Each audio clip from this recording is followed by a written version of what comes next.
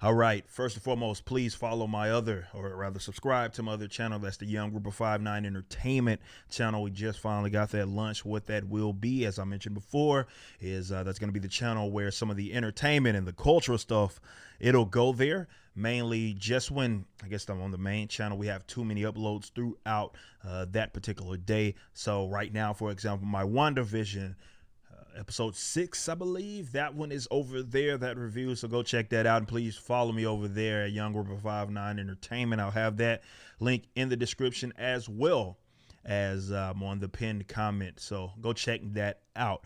Kind of goes into some of the stuff that we'll be talking about today, though, and that is this concept of gatekeeping that I wanted to, let's say, revisit.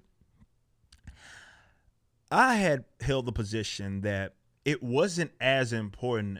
So I will absolutely say that I was in the wrong there when it came to gatekeeping, particular fandoms, subcultures, and what have you. See, I was one of those that just didn't think that it was as important as what it is. Not to say that I didn't think it wasn't important at all. I just was not one of those that said this needs to be used as a tactic. And that was where I certainly got it wrong. You know, I've always led with this idea that it was culture first, then the politics. So putting all the stake, which is what a lot of non-leftists have done for decades, putting all the stake in like straight politics, straight ideas, that's not good enough. As you can see, the leftists have played the long game. And once they had infiltrated, they hijacked, they realized that, that's powerful in terms of getting current, previous generations and really utilizing that. They don't have to have the best ideas on your side. But the reason why I wanted to revisit this concept of gatekeeping is because when you look at the landscape of where we're at right now,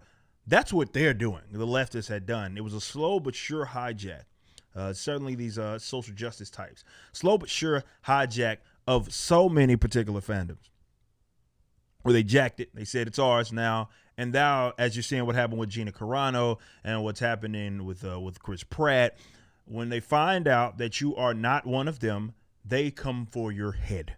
Okay, if you're a part of anything that is, let's say, popular, no matter if they have been a part of this subculture, it doesn't even matter. They hijacked it, and now they're effectively gatekeeping. So they're using a tactic against really all of these non-leftists, but more particularly when it comes to how they handle these brands, they don't start things on their own because they're talentless hacks. Let's just call them what they are. They have an inability to write, to have an inability to come up with their own creation. So what do they have to do is hijack things that was respected among so many different demographics, political, when it comes to like things like Star Wars, Marvel, DC, and all these other fandoms, Star Trek, like those it didn't matter where you were at ideologically, right? People enjoyed that stuff. Where you were at racially, it didn't matter. So many people of different racial backgrounds, ethnic backgrounds, cultural backgrounds, political backgrounds. It didn't matter. That was just a fandom that we all came together and we enjoyed because that's what it was about. See, leftists operate on a different thing. They were like, well, and this is where I would kind of make the mistake that we should have been aggressively gatekeeping instead of just kind of letting it go by the wayside, because they're not operating how we operate, right? Well, we just enjoy stuff, and that's more so what it is that we wanted. See, people wrongfully assume that it's simply about, well, this is a bunch of social justice bullcrap. Yeah, that's part of it for sure. But it's that you certainly hijacked the narrative and everything is about that. And if there was more balance in it, it wouldn't be as a problem. But it's so one-sided and it's so painfully obvious.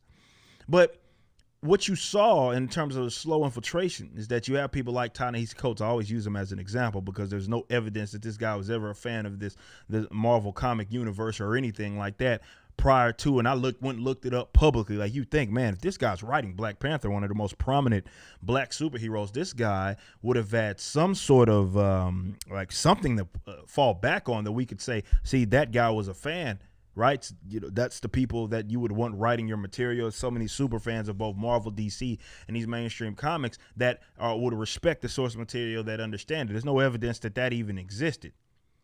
Yet he ends up writing both Black Panther as well as Captain America. It's kind of odd. Guy wins a Harriet Beecher Stowe Award for social justice. Not even making that up. That's what got him that I don't want to say that's what got him the gig, but he did get that. But that's what you're seeing, right? You're seeing all of these people that are now have no business writing on these projects or anything. They have no connection to them. You got stupid people doing like this, thinking this is Star Wars, yet they now are in control of where that fandom goes in not the fandom, but the material, where that's going into the future. It lets you know that they're not hiring people based on them being talented as well as them understanding and being connected to the source material. No, they are hiring people that are only using this to advance their political and social topics because they could not do it on their own. And they're hiring people based on that. Like, that's the litmus test right there. It's like, hey, where are you at politically? So this is why you have so many people that are part of the industry either suppressing what their thoughts are if they're not leftists, because clearly it's only one thing that you can be that is deemed as acceptable.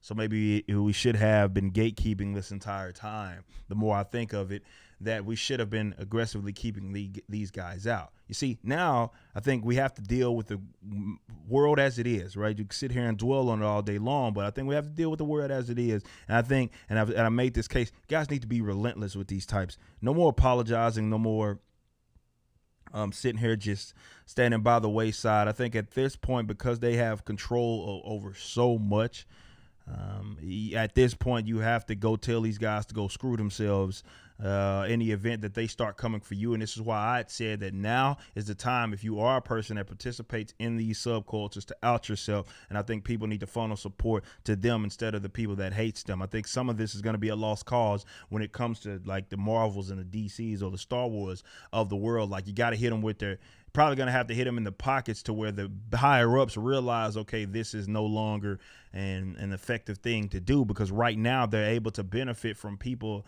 that are clinging on to this idea that this is what we know and this is what we understand and this is what we love, and they are correct. This is why they have the advantage, right? It would be a perfect world, would be awesome if we had these more parallel ideas. So it was a more decentralized form of entertainment. So you had more parallel things. So you had, okay, while they were doing their thing, the other non-leftists were doing their thing. Unfortunately, because they have control now effectively of a lot of things that predate them, that we have come to love, they have the advantage. So now you're talking about dealing with just strictly newer properties. And that doesn't mean that it can't happen. It's that, yeah, it's going to be an uphill battle when they have control of Marvel, DC, Star Wars. And it's not just Star Trek. It's so many different fandoms that they have now hijacked and they've made it about them. Okay?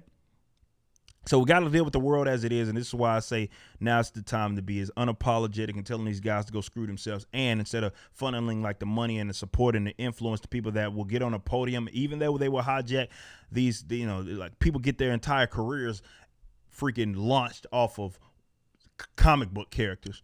Right. And they pontificate on that platform, sit up here and tell you how much you suck as a non-leftist. This is what they're effectively doing, because they can't come to terms with the idea that maybe they're the bad guys here. No. It's just you. They have all the ideas, the great ideas on their side, as bonehead as they might be. And you're just a Nazi bigot, white supremacist, fascist, transphobe, homophobe, because you don't agree with what it is that they want to do in running your characters into the ground. You see, this is why if we had that approach of effective gatekeeping and aggressive gatekeeping, we wouldn't have got to this point. It's like, no, you don't belong here. You know what I'm saying? We see the gimmick. If you want to be a part of this fandom, it's more so, look, be a part of it. Don't leave your freaking social political views at the door. See, that's not what they did, though. So I will absolutely revise my position there. Culture always mattered. Obviously, that's one of the big things that I'd been talking about, as I just mentioned a while ago, and that it was always led with culture. That's my thing. It was politics second. It was always culture in terms of impacting current and upcoming generations. That was always my thing.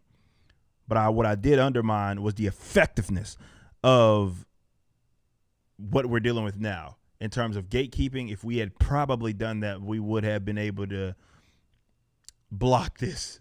Yet here we are now, and they will use that tactic against you, as you see. So they hijacked it and they say, you super fan? No, you stay out. You're toxic. Okay. So that's what they're doing to you. So that was an ineffective, rather tactic, because I get it.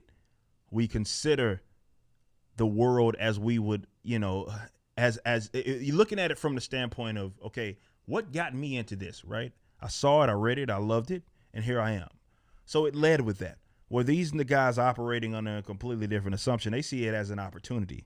So they're not like us. And as I always say, you have to consider the world as that, not fighting a battle, playing by rules that your opponents certainly refuse to abide by.